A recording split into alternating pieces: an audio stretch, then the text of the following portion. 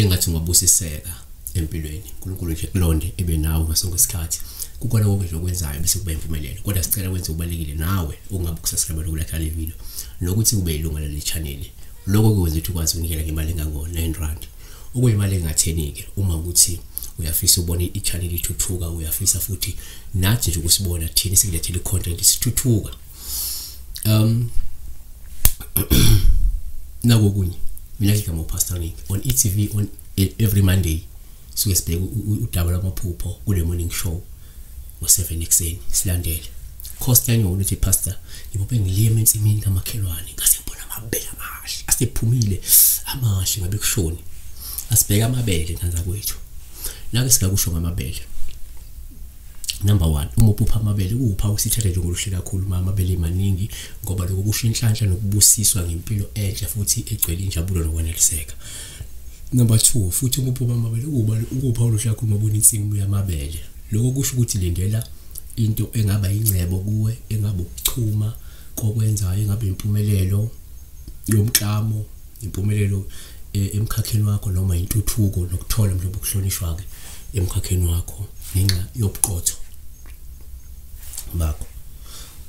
number 3 asikubalule futhi ukuthi umuphupha amabele sithathe nje ngoPaul hloba ubona amabele amaningi kwesinye isikhathi lokho senze ukukhomba impilo esuke izoba ngcono ungaba nokukhushulelwa umholo noma ukuthola umhlomulo othile noma ukuthola isikhundla esiphezulu ngenxa yokuthi mhlawumbe izidalwa zakho zineme noma zigculisekile ngawe yabona ngokwesintu kusho kanjalo kanti number 4 umuphupha amabele kuPaul uhle futhi uma ubona nje amabele amaningi kwesinye isikhathi lokho kwabanye kusho nje isisu nokukhulelwa komunye umuntu lokukhulelwa kwakho uma uwesifazane number 5 umuphupha amabele kungabe uPaul hluma uphupha ubona umthombo wamabele ngabe ubona endlini ngabe ubona esitolo ngabe uyawuthenga ngabe uyawunikezwa yabo noma ngabe uyawuthatha lokho kusho ukuthi kumele uthole lo mthombo ukuphise utshwala ubenze umqombothi ngana ukuthi kungenzeka lapho idalwa kungenzeka amathomo kungenzeka abadala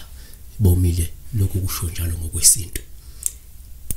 azivale ngokuthi umuphupha amabele kuPaul ukuthi uwathenga nje amabele lo ngasho nje impilo emnandi kakhulu nokuthi ngasibusiswe ngomcebo nemali emkhakheni wakho uphinde uhlonishwe yabona so kuPaul kakhulu nje uphupha amabele kungasho nje ukuphila nganza kwethu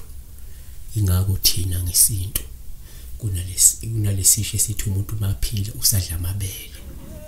yabona ngoba amabele anempilo ingakho ivela udokotela lo recommend amabele ukuthi iwona nempilo so Paul siwe